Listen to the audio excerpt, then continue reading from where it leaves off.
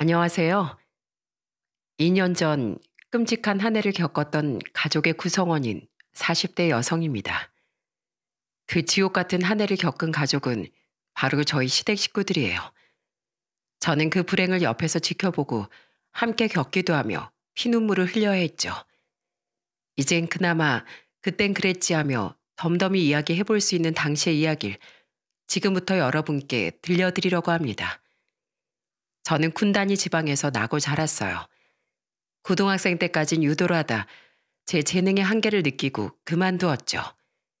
성인이 된 후엔 지방직 공무원 시험에 몇 번이나 도전해 지역의 군청 공무원으로 재직하게 되었습니다. 그리고 나이 33살엔 소개로 만난 2살 많은 남편과 결혼을 하게 되었습니다.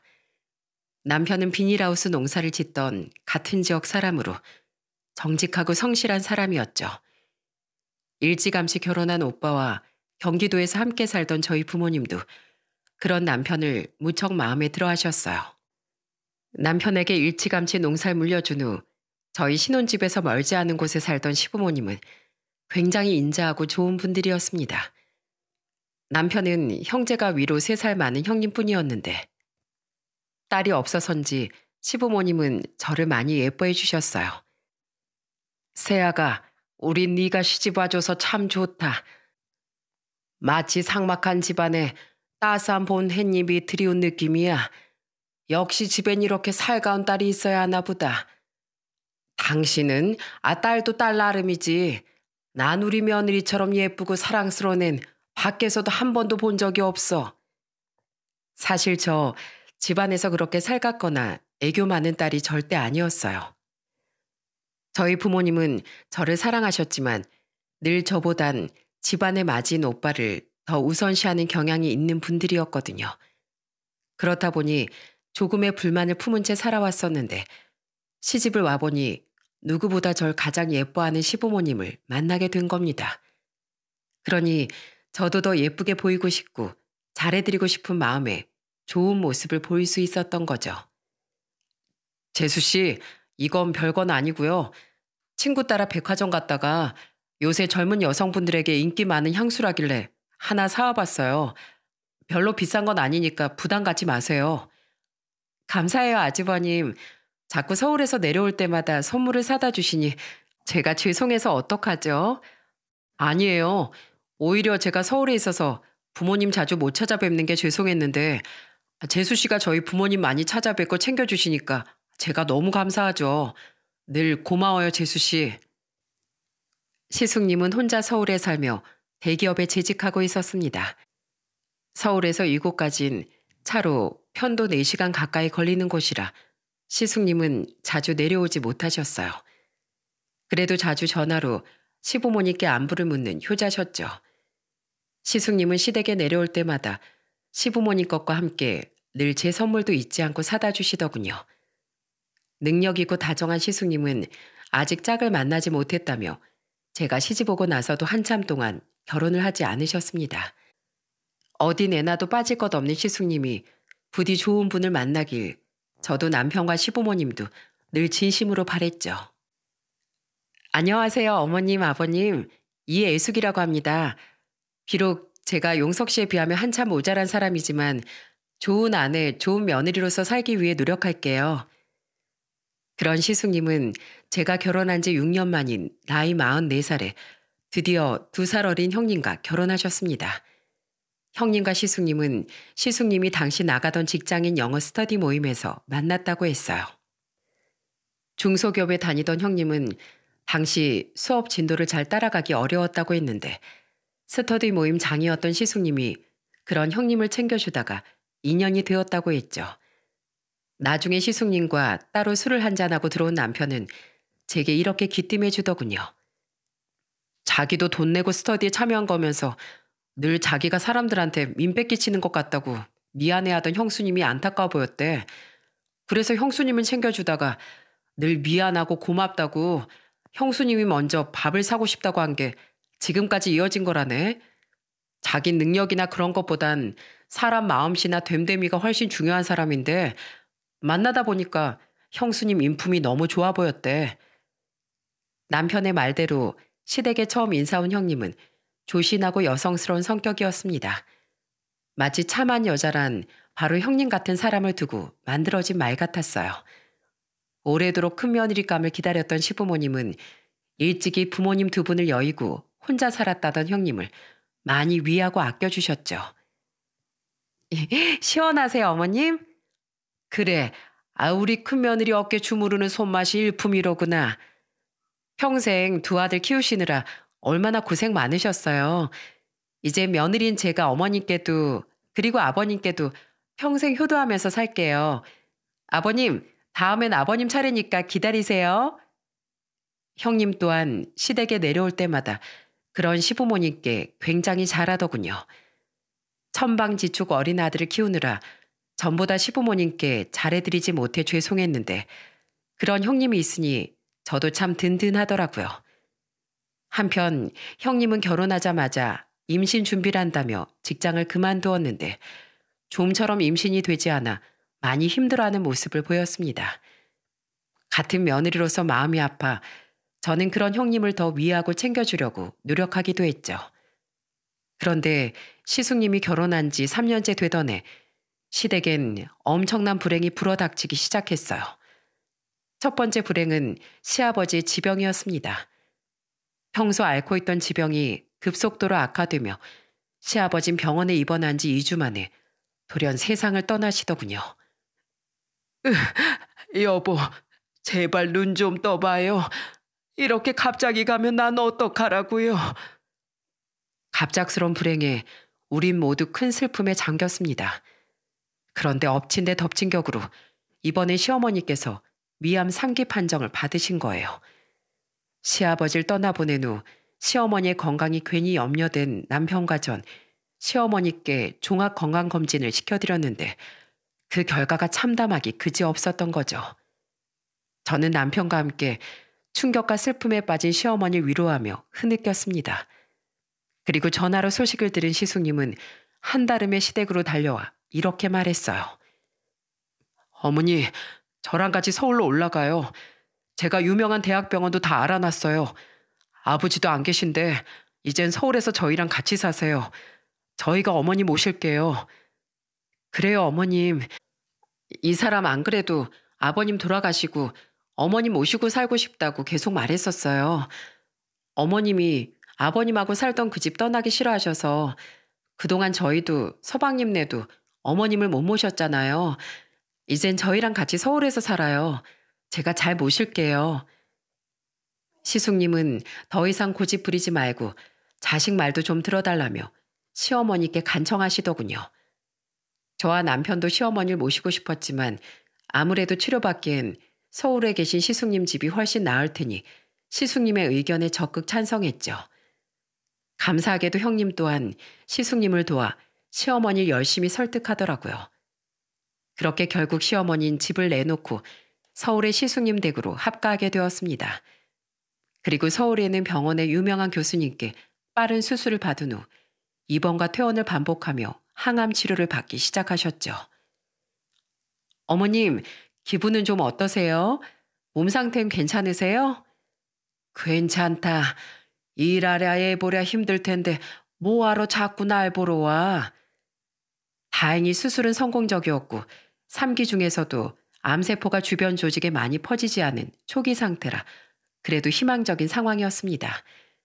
남은 건 시어머니께서 힘든 항암을 잘 견뎌내 주시길 바라는 것뿐이었죠. 저는 아들을 데리고 남편과 함께 2주에 한 번은 시어머니를 찾아뵀는데 병원에서건 집에서건 시어머니를 살뜰히 챙기는 형님의 모습에 안도하면서도 깊은 감사함을 느꼈어요. 시어머니는 6개월간의 항암치료를 잘 이겨내고 계셨습니다. 그런데 항암 부작용으로 인해 시어머니는 그만 미각을 잃고 말았어요. 모든 미각을 잃은 건 아니지만 미각이 굉장히 많이 감퇴해버린 거죠. 의사에게 물어보니 몇 개월에서 길면 몇 년까지 그런 상태가 지속될 수 있다고 하더군요. 형님, 미각이 감퇴했을 땐 혀의 미각을 회복시켜주는 음식을 찾아 먹는 게 도움이 된다고 하더라고요. 물론 형님이 어련히 알아서 어머님 잘 챙겨주시겠지만 그래도 어머니 음식 좀 잘 챙겨주십사 하는 마음에 아주버님께 보태던 어머님 병원비, 생활비와 별개로 형님 계좌로 다달이 돈 보내드릴게요. 늘 죄송하고 감사해요, 형님. 아니야, 동서. 나야 애도 없고 집에만 있는 주부인데 어머님 챙겨드리는 일이 뭐 힘들겠어. 보내준 돈은 어머님 챙겨드리는데 잘 보태서 쓸게. 고마워, 동서. 저도 종종 시어머니께 도움이 되는 음식을 사서 올라가긴 했지만 옆에 붙어 챙겨드릴 수가 없으니 걱정이 이만저만이 아니었습니다. 암 환자에게 제일 중요한 건 체력이라는데 미각과 함께 입맛까지 잃은 시어머니께서 음식을 잘 안 챙겨 드시진 않을까 해서요. 그래서 남편과 상의 후 늘 형님께 돈을 더 보내며 시어머니를 부탁드렸어요. 남편도 저도 늘 시어머니를 잘 챙겨주신 형님께 항상 감사한 마음이었죠. 일하는 자신 대신 시어머니를 살뜰히 보살펴주는 형님에게 시숙님 또한 매일같이 고맙다는 말을 아끼지 않으셨다고 하더군요. 그런데 시어머니 항암 치료가 끝나갈 무렵 이번에 세 번째 불행의 파도가 우리를 덮쳐왔습니다. 형님, 아주버님 어떠세요? 많이 다치셨어요? 지금 몇 시간째 수술 들어가 있어. 의사가 하는 말이 혹시 척수신경에 손상이 있으면 하반신 마비가 될 수도 있대. 이걸 어쩌면 좋아, 동서?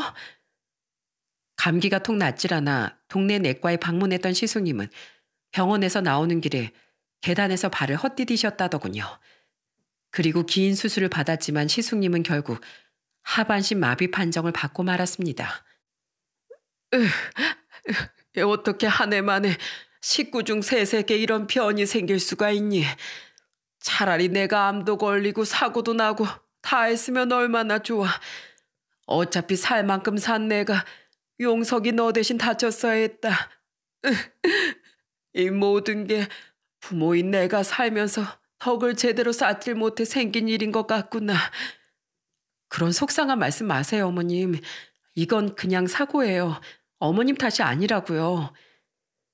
시숙님은 큰 좌절에 빠졌습니다. 그렇게 똑똑하고 활동적이었던 분이 한순간에 장애를 얻게 됐으니 그럴 만도 했죠.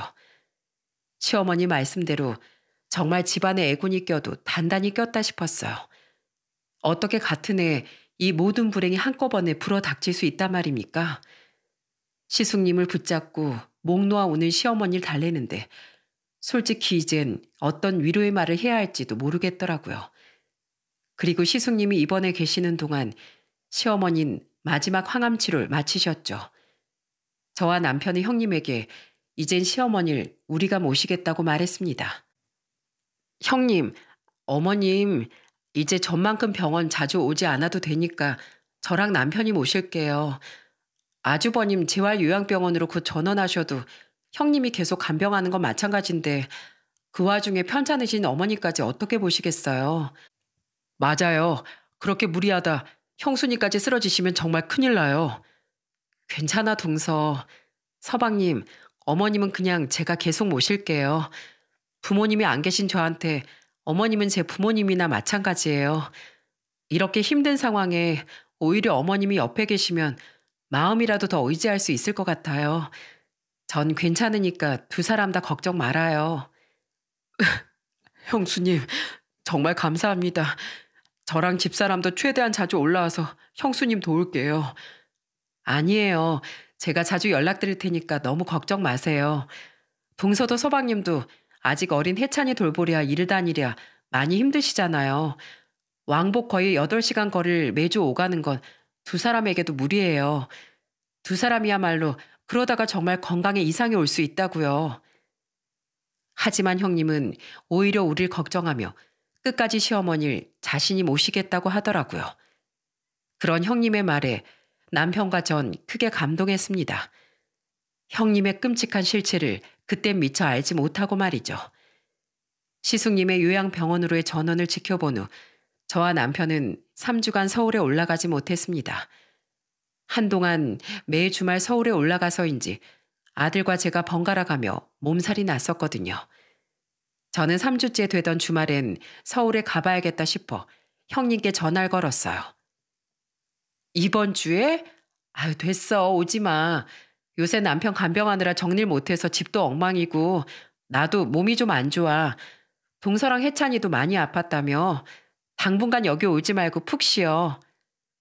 하지만 형님은 그런 우릴 듣고 오지 말라고 말리더군요. 하긴 형님도 많이 힘드시겠지 싶어 저와 남편은 시어머니와 시숙님께 우선 안부 전화만 드렸어요. 시숙님은 여전히 기운이 없으셨고 시어머니 또한 마찬가지더군요. 전 시어머니께 조만간 꼭 서울에 올라가겠다고 말하곤 전화를 끊었습니다.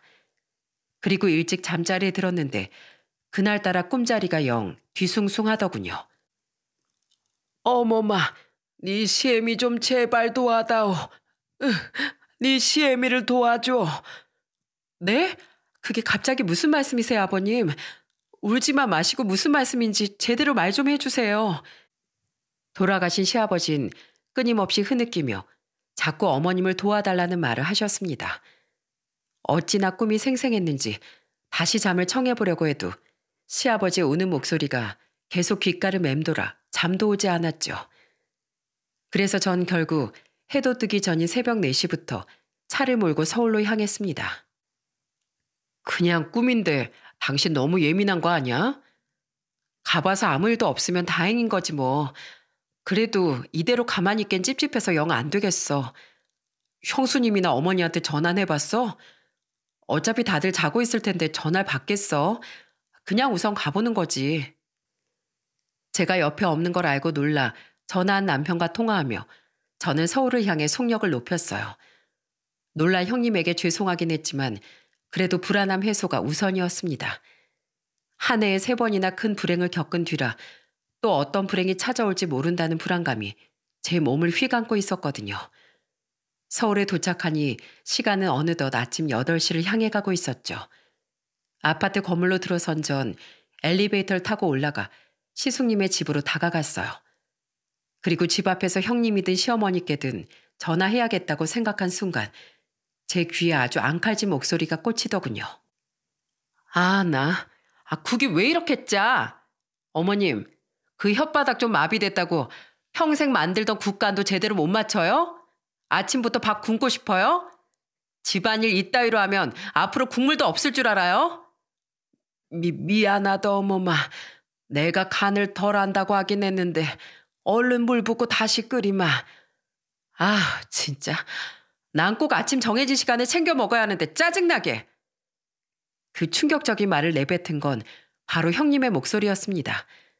처음엔 형님의 목소리라곤 상상조차 하지 못했는데 뒤에 들리던 시어머니 목소리를 듣고서야 알게 된 거죠. 시숙님 집은 복도형 아파트였는데 복도와 통해 있던 주방 쪽 창문이 열려 있어 두 사람의 대화 소리가 생생하게 들렸던 거예요. 그런데 계속해서 이어진 대화 내용이라는 게 상상을 초월했던 터라 저는 순간 자리에 굳고 말았습니다. 그리고 어머님, 암보험금 대체 언제 청구하실 거예요? 그거 저 주신다면서요. 설마 이미 다 타먹고 저한테 거짓말하고 있는 거 아니죠? 어머님 어차피 그 돈 다 필요 없으시잖아요. 병원비 우리 남편이랑 서방님이 다 내줘서요. 병원에서 서류 좀 떼다가 늦었다. 미안하구나. 조금만 더 기다려주렴. 혹시 딴 생각하면 아시죠? 저 당장 어머님 아들 버리고 이혼해버릴 거예요? 솔직히 어머님도 암이 언제 재발해서 저 세상 갈지 모르는 판국에 저 아니면 어머님 아들을 누가 끝까지 책임지고 보살펴 주겠어요? 안 그래요? 세상에 저 같은 며느리가 어디 있어요? 암 걸린 시어머니 모시지. 다리 그렇게 되고 평생 남자 구실까지 못할 남편 매일 간병하지. 저 정도면 암 보험금이 아니라 전 재산을 줘도 아깝지 않지 않아요? 그리고 어머님, 시골에 있는 그 집은 대체 언제 팔리는 거예요? 그것도 약속한 대로 팔리자마자 저 주시는 거예요? 아셨죠? 그 정도는 돼야 저도 평생 어머님 아들 같은 짐덩이 짊어지고 사는 게 덜 억울하죠. 이 집 명의 제 명의로 바꾸라고 제 남편 설득도 안 해주셨잖아요. 어차피 너랑 용석이랑 둘이 평생 살 집인데 명의가 뭐가 중요하니. 애가 아픈데 지금 그런 거 따질 때가 아니잖아. 그동안 나 보살펴주고 우리 아들 안 버려준 거 고마워서 이렇게 군소리 없이 집안일도 다 네가 시키는 대로 하고 있잖니. 이 정도야 당연한 거죠. 어머님이 자식들한테 빈대붙는 거 말고 할 줄 아는 게 대체 뭐가 있으세요? 양심이 있으면 식모 노릇 정도는 하셔야죠. 그리고 행여나 제가 돈 달라고 한 거, 이렇게 집안일 시키는 거, 제 남편이나 서방님네한테 이르기만 해보세요. 저 당장 집 나갈 테니까. 저 어제도 저녁 늦게까지 남편 간병하고 와서 피곤해 죽겠거든요. 방에서 자고 있을 테니까 밥 다 되면 다시 깨우세요. 또 국 짜게 끓이기만 해봐요 어디. 하루 종일 굶겨버릴 테니까. 머리가 새하얘지는 기분이었습니다. 그러니까 저 미친 여잔 지금껏 몸이 불편해진 시숙님을 버려버리겠다는 겁박을 하며 시어머니께 돈을 요구하고 식모살이를 시키고 있던 거였어요. 시숙님이 요양병원에 들어가 있으니 눈치 볼 사람 없이 저런 경악할 만한 행동을 하고 있었던 거죠. 그리고 전 본능적으로 이건 증거로 남겨놔야겠다 싶어 그것들을 전부 녹음하고 있었습니다. 직접 듣고 있는 저조차 믿기지 않는데 증거 녹음 파일이라도 없으면 누가 제 말을 믿겠나 싶었거든요. 그리고 전 그 여자의 말이 끝나자마자 미친 듯이 초인종을 누르기 시작했습니다. 어머님, 저예요. 문 좀 열어주세요. 어? 동서? 동서가 아침부터 여긴 어쩐 일이야? 문을 연 건 방으로 들어가다 말고 돌아서 나온 그 여자였습니다. 제가 모든 대화 내용을 들은 걸 아직 모르던 그 여잔 평소처럼 조신한 척 제게 웃어 보이더군요. 저는 그 여자를 밀치고 집에 들어가 시어머니의 상태부터 살폈습니다. 국자를 들고 있던 시어머니는 당황한 나머지 어쩔 줄을 모르시더라고요. 저는 그런 시어머니 손에서 국자를 빼서 싱크대에 던져버린 뒤 그 여자를 향해 마구 소리를 지르기 시작했습니다. 뭘 가식을 떨면서 쪼개고 있어요? 뭐라고? 연기할 필요 없어요. 저기 주방 창문 열려있는 거 보이죠? 나 밖에서 다 들었어요. 형님이 어머니한테 하던 말들 전부 다요. 뭐요? 암보험금에 시댁 판 돈을 달라고요? 안 그럼 아주버님을 버려버리겠다고? 게다가 시숙님을 인질로 어머님을 겁박한 것도 모자라 이런 식모살이 시키고 있었어요? 아직 몸도 성치 않은 어머님한테? 당신이 인간이야? 그게 동서? 갑작스런 윽박지름에 그 여잔 아무 말도 못하고 더듬거리기만 하더군요. 하지만 여태 실체를 꽁꽁 숨겨온 그 철면피가 어디 가겠습니까? 그 여잔 이내 얼굴에 철판을 깔고 제게 뻔뻔하게 고개를 쳐들기 시작했어요. 그래, 내가 어머님한테 집안일 시키고 돈도 좀 달라고 했어. 그게 뭐? 동서도 알잖아. 내가 그동안 암 걸린 어머님 모시랴, 남편 간병하라 얼마나 개고생했는지. 그럼 그 정도는 좀 요구할 수 있는 거 아니야? 이게 모시는 거예요? 암 환자인 어머니께 국이 짜네 밥을 굶기네 하면서 겁박하는 게 모시는 거냐고요. 그동안 나랑 우리 남편 고생한다 어쩐다 걱정하는 척하면서 사실은 이런 모습 안 들키려고 여태 우리 못 오게 했던 거였네요. 당신 아주버님 사고 나기 전에도 우리 어머님 제대로 모시긴 한 거 맞아? 내가 어머님 잘 부탁한다고 보냈던 돈으로 어머님한테 제대로 된 음식 한번 사드리긴 한 거냐고. 어차피 맛도 제대로 못 느끼는 노인네한테 사주기 뭘 사줘? 며느리가 홀씨 어머니 모시고 사는 것만으로도 얼마나 피곤한데 남편 눈치 보느라 싫다고 말도 못하고 내가 얼마나 짜증나는지 알아? 그 대가로 그 정도 돈은 좀 받아먹을 수도 있지. 어머님, 동서 이대로 계속 건방지게 굴게 내버려 둘 거예요? 저 어디 한번 이대로 집 나가봐요? 네? 어머마, 그러지 말거라. 난 괜찮어. 큰애 없으면 앞으로 우리 용석이 누가 돌봐주겠니? 쓸모없이 아프기만 한 내가 애미로서 용석이에게 해줄 수 있는 일이 큰애 붙잡는 것 말고 뭐가 있겠어. 그러니 날 봐서라도 그만해다오. 들었지? 건방지게 굴지 말고 당장 이 집에서 나가.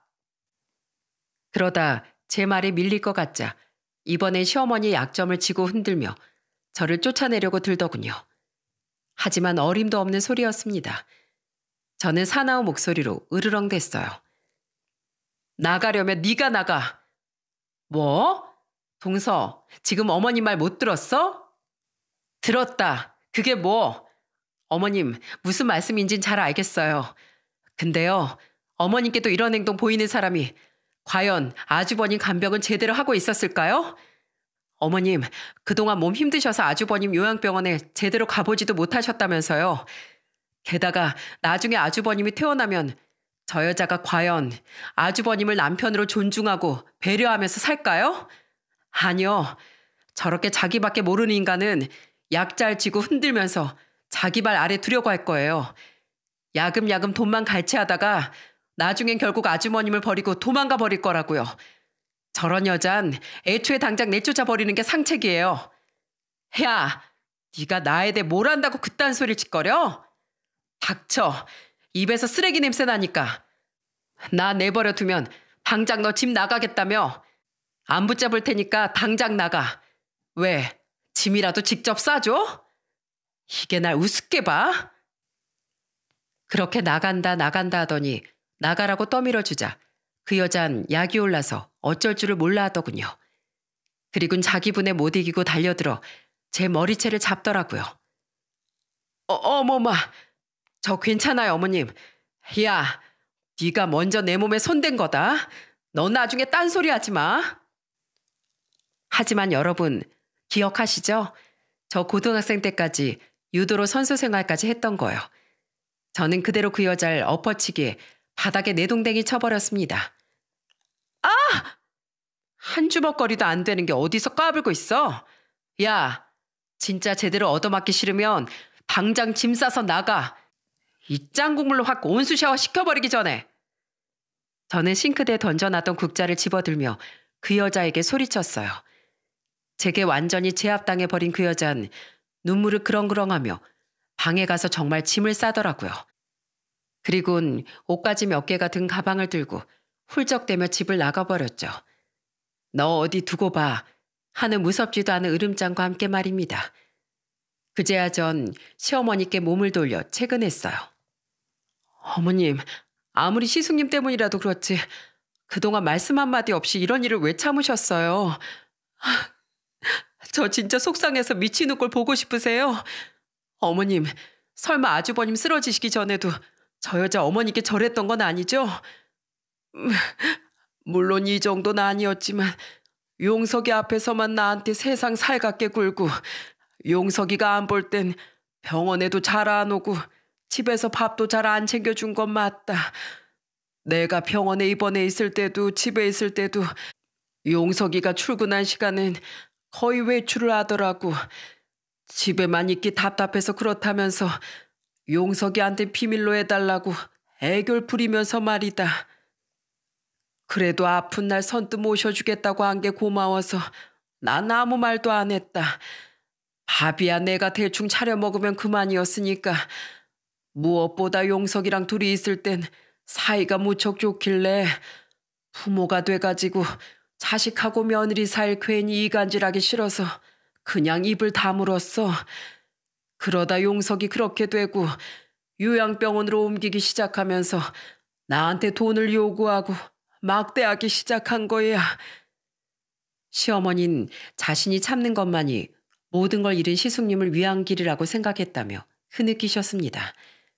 그런데 조금 전 제 말을 들어보니 자신이 질에 겁을 먹고 어리석은 판단을 했던 것 같다고 말씀하셨죠. 네 말이 맞다. 사지 멀쩡한 나에게도 저런 폐악을 부렸는데 나중에 우리 용석이에겐 오죽했겠니. 진즉에 너에게 말하고 도움을 구할 걸 그랬구나. 이런 바보 같은 시애미라 너한테 걱정만 끼쳐서 정말 미안하다. 아니에요 어머니. 제가 더 세심하게 어머님을 살폈어야 했는데 그러지 못해서 생긴 일이에요. 제가 더 죄송해요. 이젠 어머님이 괜찮다고 아무리 말씀하셔도 제가 어머님 지켜드릴 거예요. 저는 그런 시어머님을 끌어안고 울었습니다. 그동안 이런 상황을 전혀 몰랐던 제 자신에게 화가 났고 시어머니께 너무 죄송해서요. 그리고 전 시어머니를 잠시 집에 두고 홀로 시숙님의 병원에 찾아갔어요.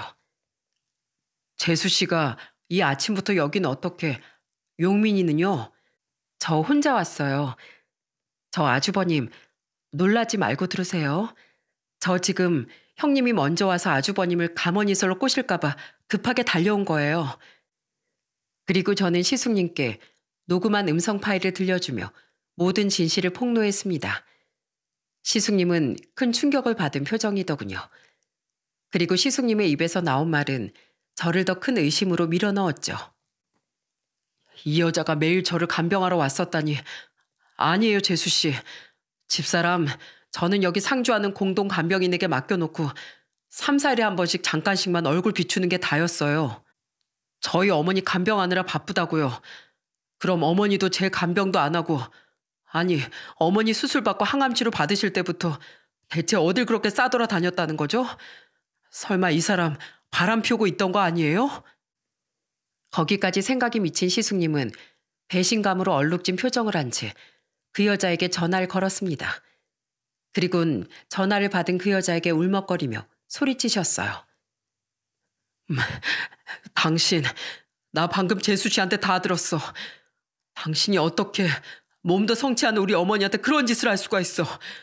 그리고 당신, 그동안 재수 씨한테 따로 돈 받았던 거 나한테 입 싹 닫고 모른 척했어?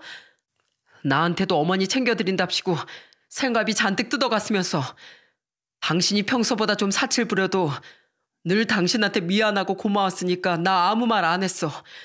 근데 우리 어머니 내팽개쳤었다고? 그걸로도 모자라서 나 이렇게 되고 난 뒤엔 우리 어머니 식모처럼 부려댔어? 돈까지 요구하면서? 이 인간 쓰레기야. 내가 너 절대 가만 안 놔둘 거야. 너 같은 건 당장 맨몸으로 쫓겨날 줄 알아.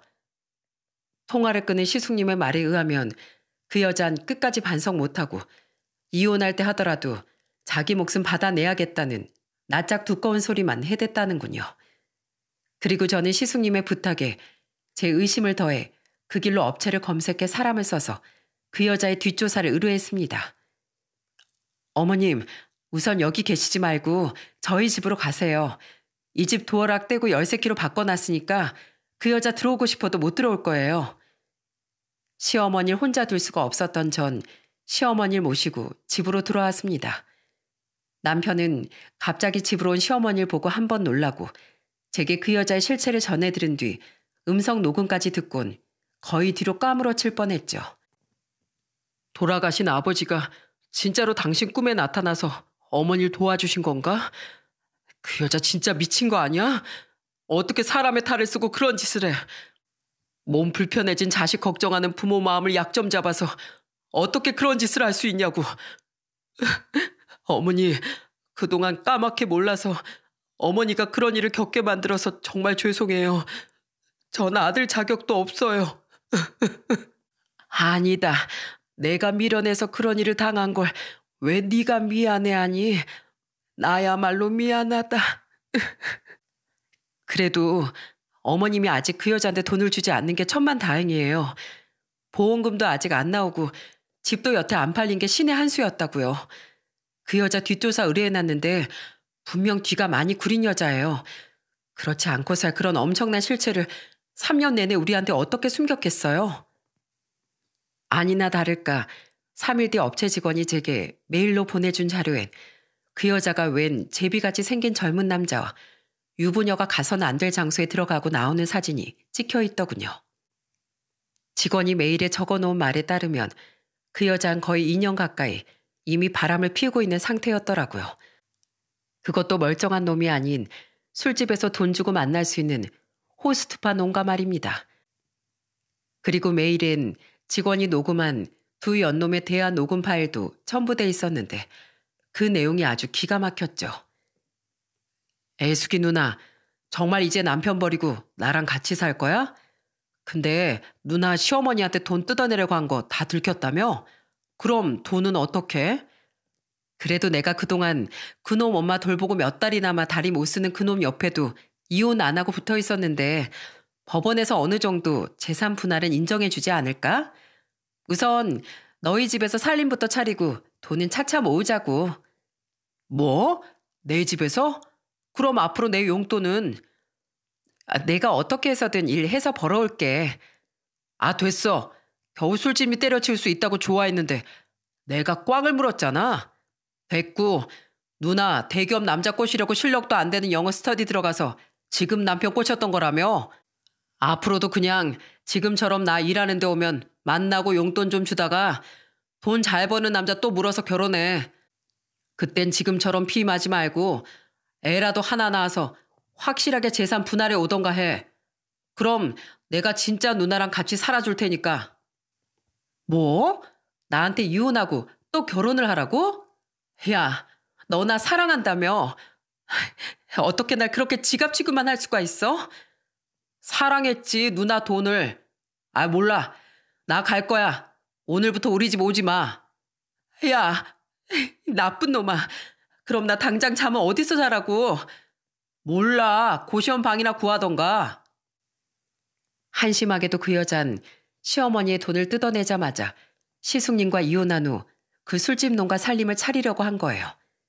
그리고 모든 일이 수포로 돌아간 걸 안 그놈에게 재빠르게 손절당한 거죠.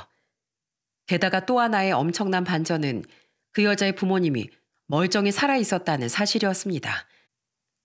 그놈 집에서 더 이상 신세를 지지 못하게 되자 이해숙 씨는 자기 부모의 집을 찾아갔다가 소금을 맞고 쫓겨났습니다. 모친으로 추정되는 아주머니 말을 들어보니 집에 돈을 몇 번이나 훔쳐서 도망갔다가 영원히 절연당한 모양이더군요. 라는 메일의 하다 문구는 남편과 저 그리고 시어머니를 더욱 경악하게 했죠. 그냥 그 여잔 처음부터 끝까지 전부 다 거짓투성이인 사기꾼이었던 거예요. 남편과 전 오랜 고민 끝에 이 모든 사실을 가감없이 시숙님에게 전달했는데 아이러니하게도 그 일은 사고 후 오랫동안 무력감에 빠져있던 시숙님이 기운을 차리게 하는 기폭제가 되었답니다. 내가 이런 한심한 여자한테 속아 넘어가서 장장 3년을 같이 살았다는 거야? 재수 씨, 제가 재수 씨 얼굴 보기가 너무 창피합니다. 제 스스로가 너무 한심하네요. 저 오늘부터 재활운동도 정말 열심히 하고 다리가 영영 돌아오지 않는데도 이 약 물고 열심히 살 겁니다. 제가 누구 좋으라고 인생을 망가뜨린답니까? 아주 그 여자 보란 듯이 떵떵거리면서 잘 살 거예요.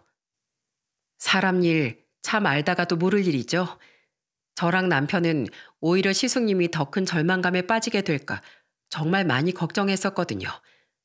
물론 시숙님이 느낀 배신감과 상처는 이루 말할 수 없이 컸겠지만 더 안 좋은 생각을 하는 것보단 그쪽이 훨씬 나았어요. 저는 한동안 휴가를 쓰고 시숙님을 돕기 위해 최선을 다했습니다. 남편은 농사가 한창 바쁠 때라 쉴 수가 없었거든요. 때문에 남편에게 아들의 어린이집 등하원을 부탁하고 제가 직접 서울에 머물며 발로 뛰었던 거죠. 저는 시숙님의 부탁에 따라 시숙님의 집을 부동산에 내놨고 유능한 이혼 전문 변호사를 알아봤어요. 그리곤 시숙님을 직접 휠체어에 태워 변호사님께 데려다 드려 이혼 소송과 위자료 청구 소송을 도왔죠. 그리고 그 여자의 짐은 전부 이삿짐 보관용 컨테이너 박스에 맡겨버린 뒤 그 여자에게 문자를 하나 남겼습니다. 짐, 이 주소 업체에 맡겼으니 찾아가든 말든 마음대로 해. 3개월 뒤 영구 폐기 예정. 아, 너 바람 피운 거 들켰음. 맨몸으로 이혼당할 준비하셈. 사실 이렇게 연락한 건 그 여자에게 소송을 걸려는데 도통 어디 사는지 주소를 몰랐기 때문도 있었습니다. 그제야 그 여잔 제게가 아닌 시숙님의 병원으로 득달같이 찾아와 싹싹 빌기 시작하더라고요. 저야 당시엔 시숙님을 돕느라 혼자 시숙님 집과 시숙님 병원을 오가며 생활하고 있었으니 그 여자의 처량한 모습을 직접 구경할 수 있었죠. 여보, 내가 잘못했어. 그냥 그런 몸인 당신이랑 평생 살아야 한다고 생각하니까 내가 잠깐 미쳐서 어머니께 폐악을 부렸었나 봐. 그놈이랑은 그냥 재미로 잠깐 만난 거야. 벌써 진지게 헤어졌어. 어머님한테 돈 요구한 것도 그냥 억울한 마음에 그랬던 거지. 내가 그거 들고 어딜 갔겠어. 나 어머니께 직접 가서 당장 사과드리고 올게. 그럼 나 용서해 줄래? 나 원래 어머님하고 돌아가신 아버님께도 그리고 당신한테도 잘했던 거 알잖아. 부부끼리 이런 실수 한 번쯤은 눈 감아줄 수 있잖아. 나 지금 창문도 없는 싸구려 반 지하방에서 겨우 몸만 의탁하고 살아. 나 불쌍하지도 않아? 어? 넌 정말 끝까지 거짓말뿐이구나. 나 다 알고 있어. 네가 처음부터 내 직장 보고 접근한 거, 부모한테 절연당한 거, 나 버리고 그 술집 놈이랑 살림 차리려고 하다가 돈 없다고 팽당한 거, 애 가지기 싫어서 피임한 거 전부 다 그 술집 놈한테 갖다 주느라 돈 없는 널 내가 왜 불쌍해야 돼? 어머님께 용서를 빈다고? 웃기지 마. 너 같은 더러운 여잔 우리 어머니 앞에 설 자격도 없어. 넌 그냥 평생 지금을 후회하면서 벌레처럼 살아. 자, 여기 이혼 소장하고 위자료 소장. 위자료는 네가 손이 발휘되도록 빌어도 청구할 거고 이혼은 선택해. 얌전히 협의 이혼하고 맨몸으로 나갈 건지 이혼 소송 걸려서 피가 바짝바짝 말라보던지 어차피 결과는 똑같을 테니까. 단호한 시숙님의 모습에 그 여자는 이번엔 저를 보며 동서하고 불쌍한 척 부르더군요. 저는 냉정히 그 여자를 내려다보며 짧고 굵게 말했죠. 동선 무슨? 확 그냥. 한 번만 더 그렇게 부르면 동으로 서로 분리시켜서 확 날려버린다. 이미 제게 엎어치길 당한 적 있는 그 여잔 얼굴이 새파랗게 질리더라고요. 결국 그 여자는 그날 울며 겨자 먹기로 협의 이혼 서류에 서명한 뒤 위자료 청구 소송장을 품에 안은 채 병실을 나가야 했습니다. 그렇게 시숙님과 그 여잔 결혼 3년 만에 거대한 파경을 맞고 말았죠. 제가 마지막으로 한 일은 그동안 알아놓은 저희 지역 재활 전문 요양병원으로 시숙님을 옮기는 일이었습니다. 그날은 남편이 직접 차를 끌고 와서 시숙님을 도왔죠. 아무래도 4시간 거리의 서울을 계속 오갈 수는 없다 보니 시숙님을 가까이 모셔야 옆에서 챙겨드릴 수 있을 테니까요. 그렇게 햇수로 2년이 흐른 지금 저희가 어떻게 살고 있냐면 말이죠. 다들 나와서 밥 먹어라. 오늘 국간이 아주 기가 막히게 됐다. 아유 어머님, 제가 얼른 씻고 나와서 밥 차린다니까요. 왜 자꾸 힘들게 집안일 하세요. 다들 일하는데 나만 집에서 놀아? 이젠 혓바닥 감각도 돌아왔겠다.